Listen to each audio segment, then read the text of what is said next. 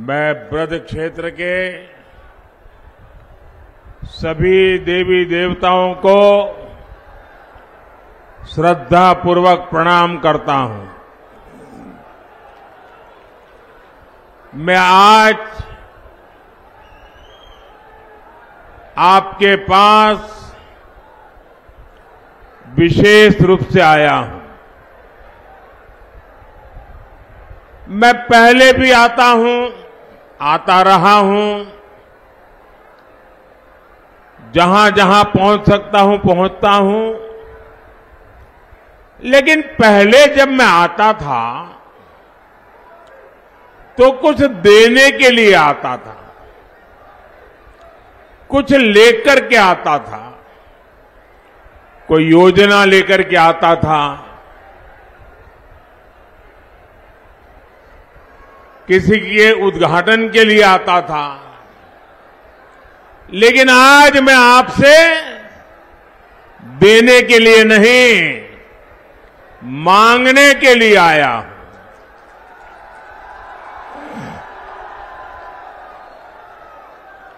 मैं आपसे विकसित भारत के लिए आशीर्वाद मांगने के लिए आया हूं।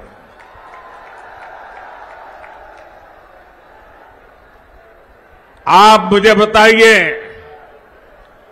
अगर भारत विकसित होता है तो आपका भला होगा कि नहीं होगा? भारत विकसित होता है तो आपके परिवार का भला होगा कि नहीं होगा? भारत विकसित होगा तो आपके बच्चों का भला होगा कि नहीं होगा? और इसलिए भी देश एकजुट होकर कह रहा है, फिर एक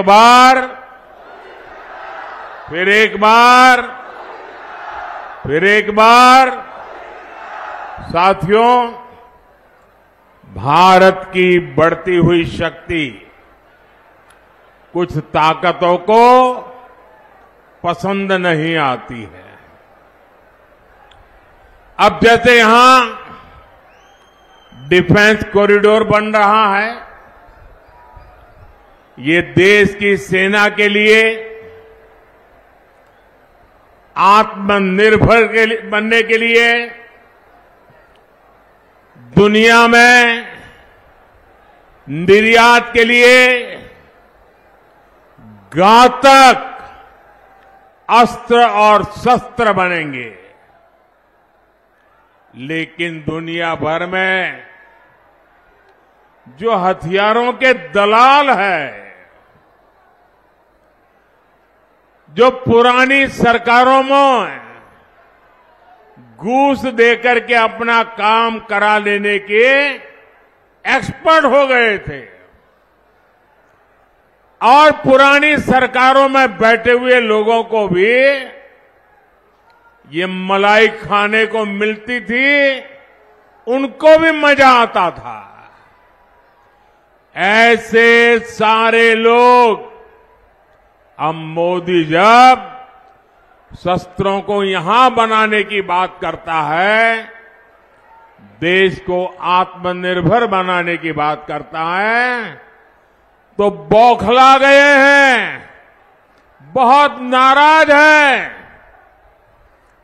वो नहीं चाहते कि भारत की सेना आत्मनिर्भर बने, इसलिए वो मोदी के विरुद्ध एकजुट हो गए हैं। इन ताकतों को रोकने के लिए, देश के उज्जवल भविष्य के लिए, देश की सुरक्षा के लिए फिर एक बार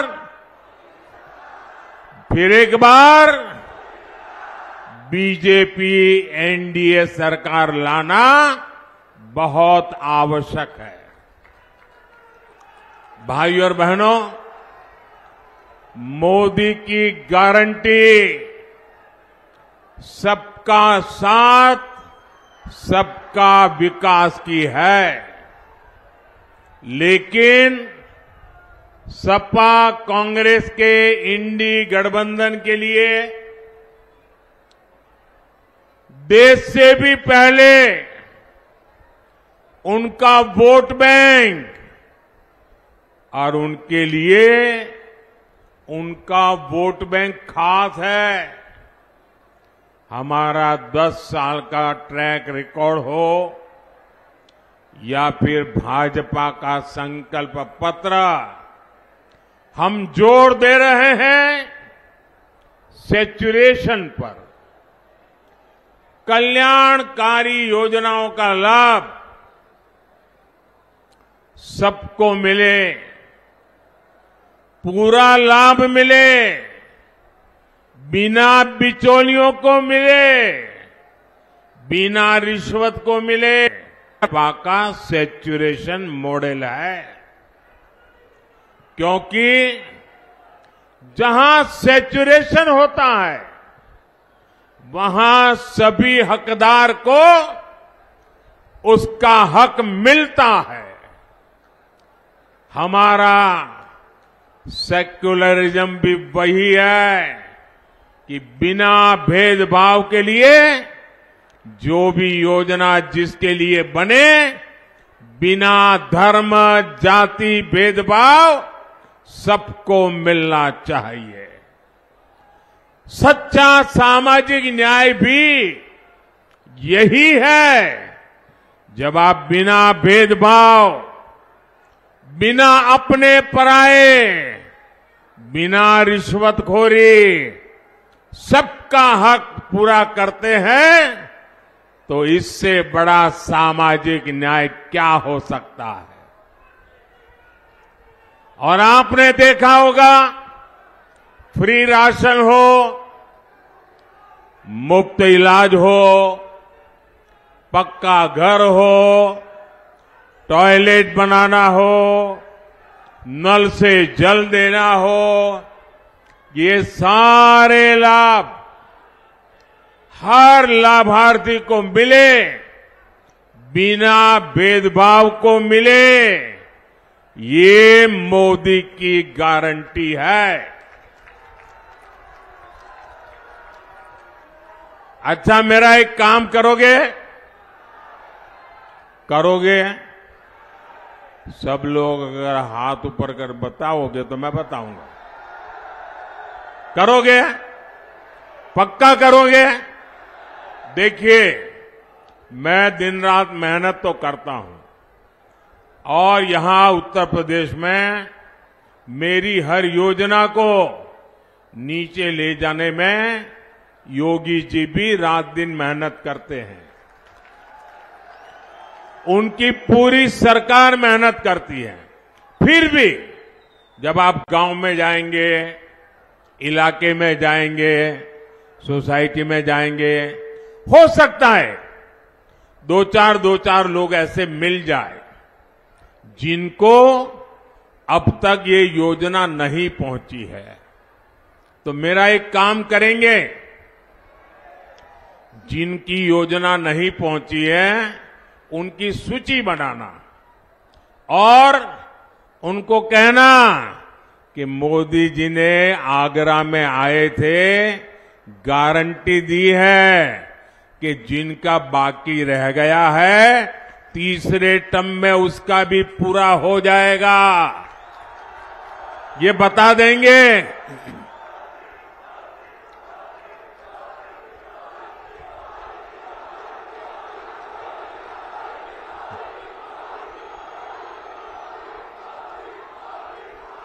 और आप देखिए, मेरे लिए तो आप सभी मोदी ही है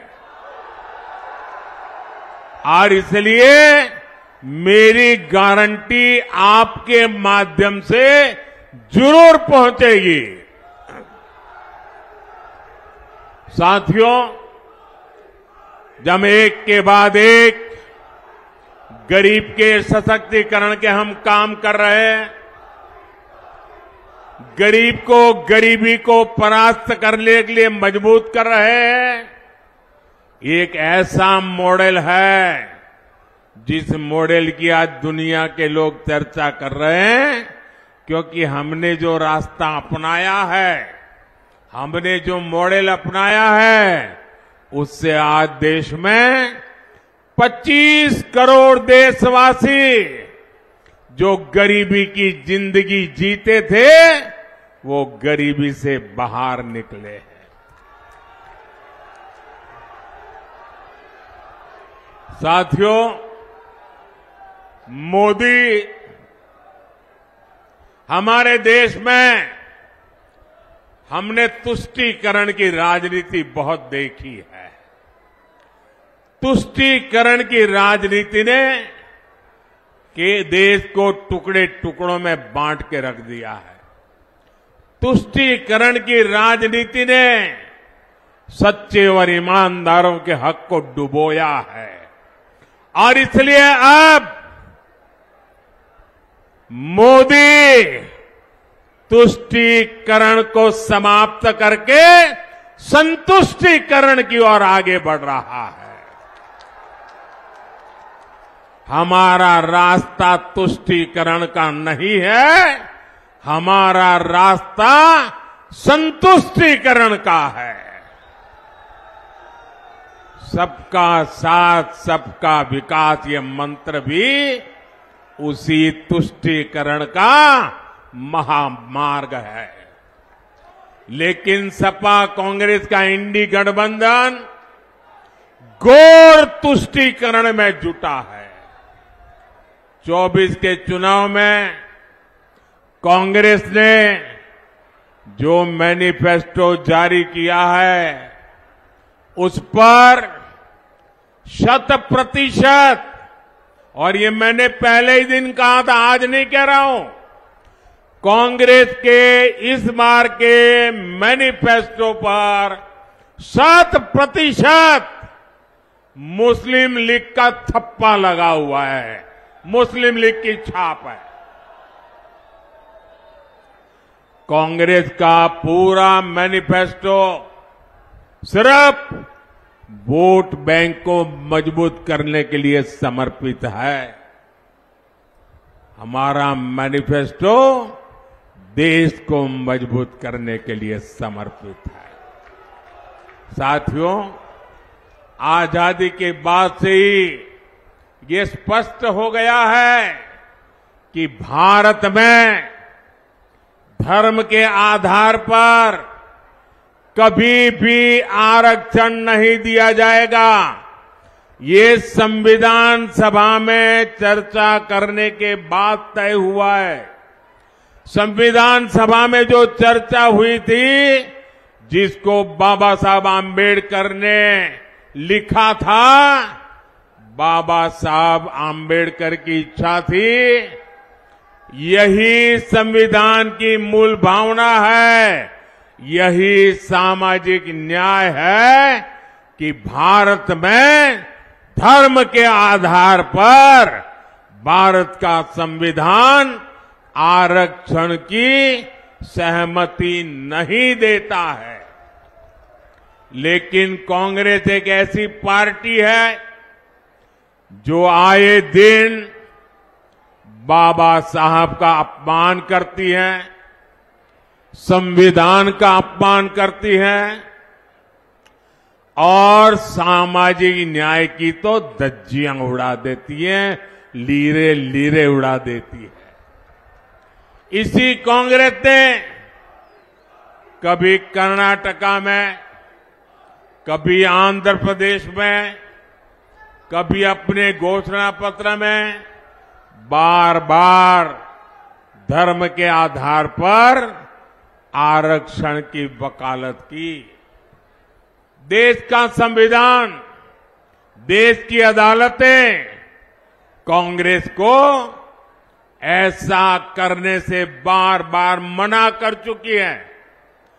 उनकी हर बात को देश के न्यायपालिका ने ठुकरा दिया है और इसलिए अब कांग्रेस ने पिछले दरवाजे से खेल खेलना शुरू किया है। एससी, एसटी, ओबीसी के आंख में धूल झोंक करके पाप करने के रास्ते बनाने का काम किया है। अब कांग्रेस ने ठान लिया है कि वो धर्म के आधार पर रिजर्वेशन लाकर रहेगी और इसके लिए कांग्रेस ने तरीका निकाला है। जो ओबीसी का कोटा है, 27% का जो ओबीसी का कोटा है, क्योंकि मैं भी उस समाज से आता हूं, इसलिए मुझे उसकी पूरी बराबर जानकारी है। ये जो 27% आरक्षण का कोटा है, अब उन्होंने तय किया है कि उसमें से कुछ चोरी कर लिया जाए। 27% में से चोरी कर लिया जाए, छीन लिया जाए, चुपचाप छीन लिया जाए और धर्म के आधार पर आरक्षण दे दिया जाए। क्या आपको ये मंजूर है? ये आप सहन कर सकते हैं? ये आप स्वीकार कर सकते हैं? देखिए कर्नाटका ने क्या किया। कर्नाटका ने, वहां की कांग्रेस की सरकार ने रातों रात कर्नाटका में जितनी भी मुस्लिम जातियां हैं, छोटी मोटी धनी पढ़ी लिखी, सभी जातियों को रातों रात एक कागज पे थप्पा मारकर उनको ओबीसी बना दिया, रातों रात। और उनको कह दिया कि जो 27% है ना, अब आप उसके मालिक हो, जाओ लूट लो। ओबीसी के हक पर डाका डाला है। ये डाका है कि नहीं है? ये डाका है कि नहीं है? जरा पूरी ताकत से बताइए भाई, ये डाका है कि नहीं है? जरा इधर से माताएं बहनें बताइए, डाका है कि नहीं है? कांग्रेस का इरादा यूपी में भी यही खेल खेलने का है, यही कारनामा दोहराना है। देश में जहां जहां मौका मिले, ये पिछले दरवाजे से चोरी छिपी से ओबीसी का हक लूट लेना, एससी का हक लूट लेना, एसटी का लूट लेना और उनको दे देना। और इसमें उसे समाजवादी पार्टी का पूरा साथ मिल रहा है। आप याद कीजिए, 2012 में उत्तर प्रदेश विधानसभा चुनाव से ठीक पहले कांग्रेस की केंद्र सरकार ने तब भी ऐसी ही कोशिश की थी। इन्होंने ओबीसी के आरक्षण का एक हिस्सा धर्म के आधार पर माइनॉरिटी को देने का फैसला किया था, लेकिन तब ये अपने इरादों में सफल नहीं हुए। यूपी के लोगों को और विशेषकर ओबीसी समुदाय को कांग्रेस और सपा का ये खतरनाक खेल, कांग्रेस और सपा का ये खतरनाक खेल, ये मेरे ओबीसी भाइयों बहनों को समझना पड़ेगा। दलितों को, वंचितों को, पिछड़ों को ये सपा कांग्रेस का खेल समझना पड़ेगा। यहां यूपी में हमारे कुर्मी, मौर्य, कुशवाहा, यादव, जाट, गुजर, राजभर, तेली, पाल, ऐसी अनेक ओबीसी जातियां हैं। उनका हक है, भारत के संविधान के अनुसार हक है। तो इनसे छीनकर समाजवादी पार्टी और कांग्रेस अपने चहेते वोट बैंक को देना चाहते हैं। समाजवादी पार्टी अपने वोट बैंक की खातिर यादवों पिछड़ों से ही सबसे बड़ा विश्वासघात कर रही है। तुष्टीकरण में डूबी समाजवादी पार्टी और कांग्रेस दोनों की एक ही प्रकार की सोच है। और यहां उत्तर प्रदेश में जो दो लड़कों में दोस्ती है ना, इसका भी आधार ये तुष्टीकरण की राजनीति ही है। दोनों मिलकर भाषण में तो ओबीसी ओबीसी करते हैं और पिछले दरवाजे से ओबीसी का हक छीनकर अपने वोट बैंक को मजबूत करने के लिए देना चाहते हैं। आप मुझे बताइए, क्या आप, जरा मैं आप सबसे सुनना चाहता हूं, क्या आप कांग्रेस सपा को ये पाप करने देंगे, ये बेईमानी करने देंगे, ये आपके अधिकार को लूटने देंगे? भाइयों और बहनों, योगी जी के मुख्यमंत्री बनने से पहले यहां इंडी गठबंधन वालों का नारा क्या होता था, आप भूल गए होंगे, क्योंकि योगी जी के राज में ऐसा होता नहीं है, इसलिए आप भूल गए हो। मैं जरा याद कराना चाहता हूं, उस समय नारा क्या था? जो जमीन सरकारी है, जो जमीन सरकारी है वो जमीन हमारी है। था कि नहीं था ऐसा नारा? ऐसा नारा लगता था कि नहीं लगता था? और लखनऊ में जो बैठी थी ना सरकार, वोट बैंक वाली सरकार, उनका आशीर्वाद रहता था। ये योगी जी की सरकार आई तो ऐसे लोगों को सही जगह पर पहुंचाया।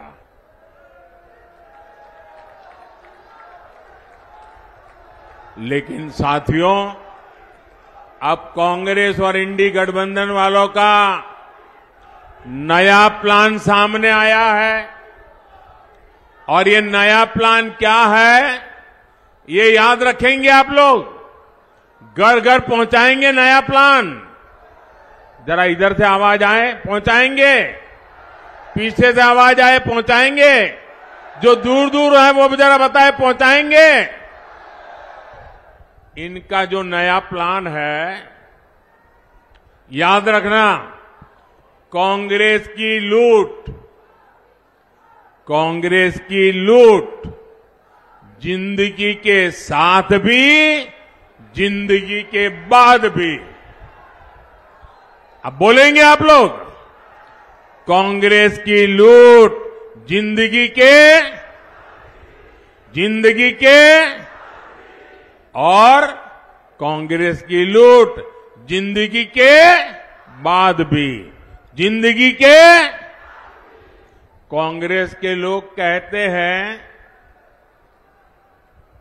बार बार कह रहे हैं और बड़े खुशमिजाज होकर के कह रहे हैं, जैसे उन्होंने बहुत बड़ा तीर मार लिया।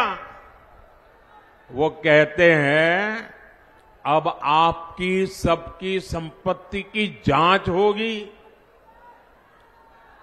एक्सरे, कांग्रेस के शाहजादे की एक्सरे मशीन अब बहनों बेटियों की अलमारियों में पहुंचेगी। शाहजादे की एक्सरे मशीन लॉकर में पहुंचेगी। अरे किसी गरीब मां ने कुछ अपनी बेटी के लिए बचा करके रख करके जवार बाजरे के डिब्बे में रखा है ना, तो उनकी एक्सरे वहां भी पहुंचेगी। इन्होंने मंगलसूत्र दबा के रखा है तो वहां भी इनकी एक्सरे पहुंचेगी। और थोड़ा बहुत जहर गहना जो रखा होगा, ये सपा कांग्रेस की सरकार आई तो उस पर डाका डालेगी, कब्जा करेगी। ये उन्होंने घोषणा की है, ये मैं नहीं कह रहा हूं, उनके बड़े बड़े दिग्गज कह रहे हैं, खुद शाहजादे कह रहे हैं, क्या आप, हमारी माताएं बहनें, जरा मुझे बताइए, आपके पास जो स्त्री धन है, आपके पास जो मंगलसूत्र है, क्या ये देश की कोई माता बहना लेने देगी? अरे सर कटवा देगी, लेकिन वो कभी नहीं देगी, ये इनको मालूम नहीं है।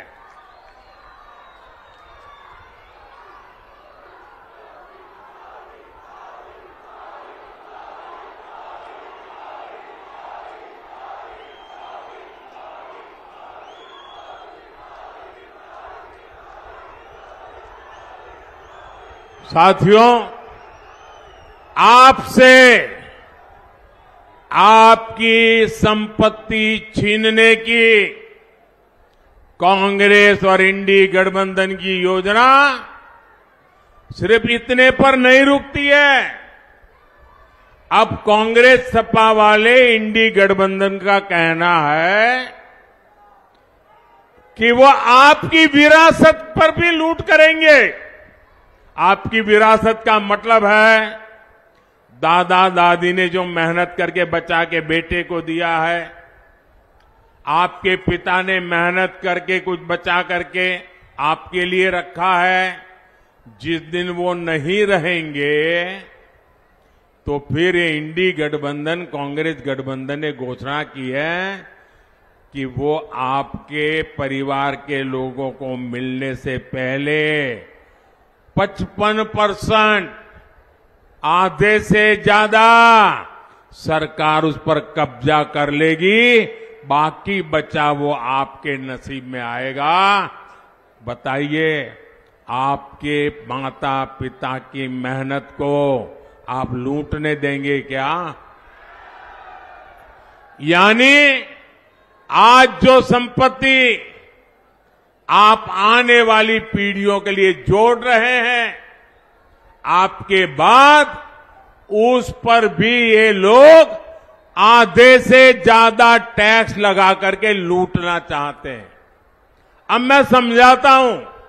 मान लीजिए आपने अपने बच्चों के लिए 4 कमरे का घर बनाया है, तो आपके बाद सिर्फ 2 कमरे आपके संतान को मिलेंगे, 2 कमरे कांग्रेस सपा की जो सरकार बनेगी वो सरकार उसको हड़प कर लेगी। मान लीजिए आपके पास 10 बीघा खेत है, तो 5 बीघा ही आपके बच्चों को मिलेगा, बाकी कांग्रेस सपा की जो सरकार है वो हड़प कर लेगी। आप अपनी संपत्ति क्या कांग्रेस सपा के भ्रष्ट पंजे के हाथ में जाने देंगे? जरा पूरी ताकत से बनाइए, मुद्दा बड़ा गंभीर बनता जा रहा है। जाने देंगे? आपको गुस्सा आ रहा है कि नहीं आ रहा है? साथियों, एससी, एसटी, ओबीसी के हक पर डाका डालने और बहनों के मंगलसूत्र पर नजर डालने से पहले जरा इंडी गठबंधन वालों, ये दीवार पर लिखा हुआ पढ़ लो और कान खोलकर सुन लो। जब तक मोदी जिंदा है,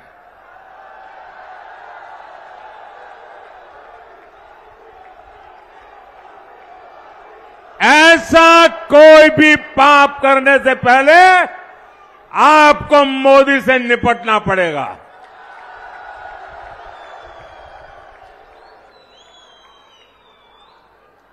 हमारा संकल्प है, जो भ्रष्टाचारी है उनकी जांच होगी। जिन्होंने गरीबों को लूटा है, वो लूट का पैसा गरीबों को वापस मिलेगा। ये जो भ्रष्टाचारी है, इनके पास जो लूट का पैसा है निकल रहा है, जो बंगले गाड़ियां जब्त हो रही हैं, ये जनता को कैसे लौटाया जाए, इस पर मोदी तेजी से काम कर रहा है। ये माताओं बहनों की बचत पर नजर गड़ाए हुए हैं, लेकिन मोदी माताओं बहनों को संपत्ति का हकदार बनाने में मैं आपका चौकीदार बन के खड़ा हूं। बीते 10 वर्षों में मोदी ने 4 करोड़ पक्के घर बनाए हैं।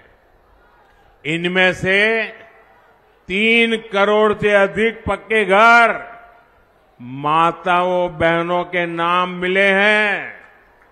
ये मेरी माताओं बहनों की ताकत है। मोदी ने बहनों के जनधन बैंक खाते खुलवाए ताकि सरकारी लाभ का सीधा पैसा घर की माता बहन के खाते में जाए। और अब मोदी की गारंटी है कि 3 करोड़ बहनों को, आंकड़ा याद रखिए, 3 करोड़ बहनों को लखपति दीदी बनाया जाएगा। आज देश का युवा आत्मविश्वास से भरा हुआ है, आशावान है, सामर्थ्यवान है, कर्तृत्ववान है, और मुझे मेरे देश के युवाओं पर नाज है। मैं दुनिया में जाता हूं ना, तो मुझे लोग पूछते हैं, मोदी जी इतने बड़े बड़े काम, इतने बड़े बड़े सपने। मैंने कहा इस सपनों की ताकत मुझे मेरे देश के नौजवानों से मिलती है, उनके सामर्थ्य से मिलती है। आज देश में नए नए अवसर बन रहे हैं, नए नए सेक्टर खुल रहे हैं। युवाओं की हर आकांक्षा का ध्यान हमारी सरकार रख रही है। युवाओं की सहायता के लिए मुद्रा लोन है, स्किल इंडिया मिशन है, स्टैंड अप इंडिया मिशन है। हमारी नौकरियों में गैर जरूरी इंटरव्यू खत्म कर दिए। हमने स्थानीय भाषाओं में परीक्षाओं का प्रावधान किया। हमने सरकारी व्यवस्थाओं को फेसलेस बना दिया। साथियों, दूसरी तरफ कांग्रेस है जिसने आजादी के बाद से ही भाई भतीजावाद को बढ़ाया, युवाओं की क्षमता को बर्बाद किया। अभी इसका ताजा प्रमाण मिला है, आप जरा सुनिए और लोगों को बताइए। शायद आज आपने अखबारों में भी पढ़ा होगा, ताजा प्रमाण मिला है। हमारे पड़ोस में राजस्थान में, वहां कांग्रेस की सरकार थी। कांग्रेस के अपने लोगों ने कांग्रेस के मुख्यमंत्री के करीबी ने कल एक बड़ा चौंकाने वाला खुलासा किया है और सार्वजनिक रूप से किया है, और अभी तक कांग्रेस के मुंह पर ताले लगे हुए हैं। वो कह रहे हैं कि पेपर लीक यानी नौजवानों के भविष्य के साथ इतना बड़ा खिलवाड़। वो कहते हैं कि राजस्थान में जो पेपर लीक हुआ, वो पेपर लीक में गहलोत सरकार, कांग्रेस के गहलोत की सरकार खुद शामिल थी, और कोई और नहीं कह रहा है। जो कांग्रेस के मुख्यमंत्री के कार्यालय में काम करने वाले सज्जन थे, वो कह रहे हैं। आप बताइए मेरे नौजवानों, इससे बड़ा पाप, इससे बड़ा धोखा मेरे देश के युवाओं के साथ नहीं हो सकता।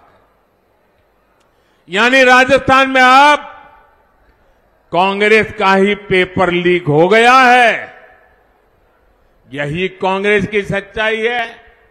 इसलिए देश के युवाओं को, हमारे फर्स्ट टाइम वोटर्स को कांग्रेस से बहुत सतर्क रहना है।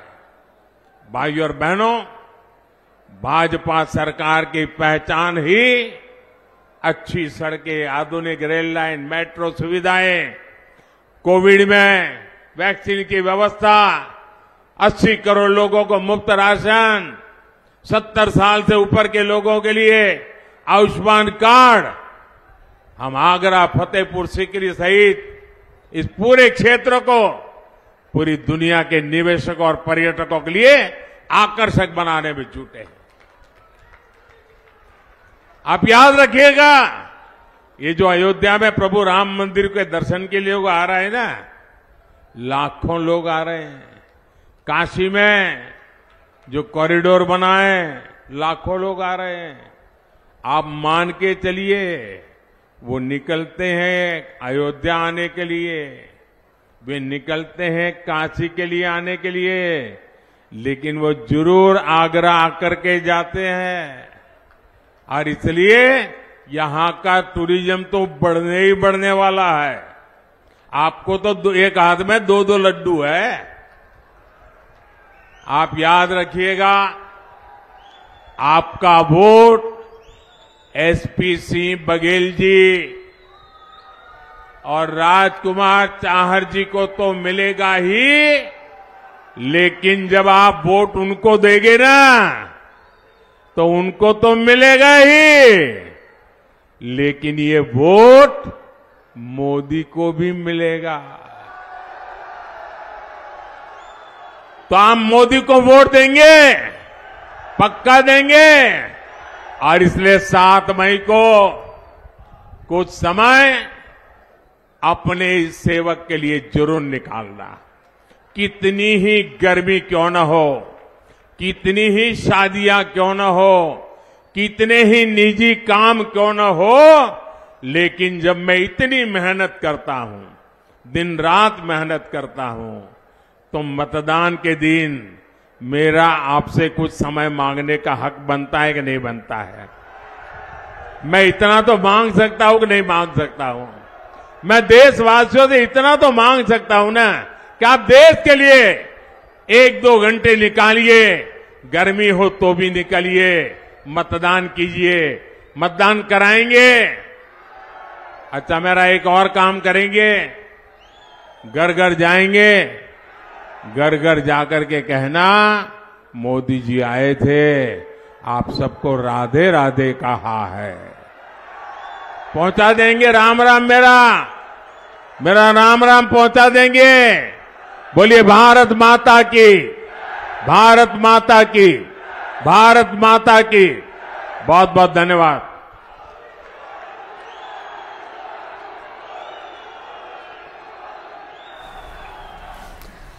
तो आगरा से प्रधानमंत्री नरेंद्र मोदी को आप सुन रहे थे, जिन्होंने विपक्ष पर करारा हमला किया और साथ ही भारत की शक्ति विपक्ष के लोगों को पसंद नहीं है।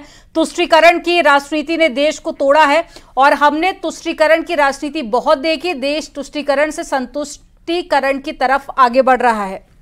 तो कई बड़ी बातें प्रधानमंत्री नरेंद्र मोदी की तरफ से कही गई और कांग्रेस के मैनिफेस्टो में मुस्लिम लीग की छाप है, यह भी उन्होंने कहा। बिल्कुल, तो प्रधानमंत्री ने उन सभी बातों को दोहराया है। प्रधानमंत्री मोदी का विपक्ष पर करारा हमला आगरा में देखने को मिला। भारत की शक्ति विपक्ष को पसंद नहीं है, इसी वजह से विपक्ष तुष्टीकरण की राजनीति करती है और तुष्टीकरण की राजनीति करके वो देश को तोड़ना चाहती है। हमने तुष्टीकरण की राजनीति को खत्म किया है, देश अब तुष्टीकरण की तरफ नहीं बढ़ रहा है। हमारी ये कोशिश है, तुष्टीकरण का हमारा लक्ष्य। पीएम मोदी का विपक्ष पर करारा हमला, तो विपक्ष पर करारा हमला करते हुए तुष्टीकरण की राजनीति की बात और साथ ही मैनिफेस्टो की बात भी उन्होंने की और साथ ही उन्होंने ये भी कहा कि मुस्लिम लीग की छाप कांग्रेस के घोषणा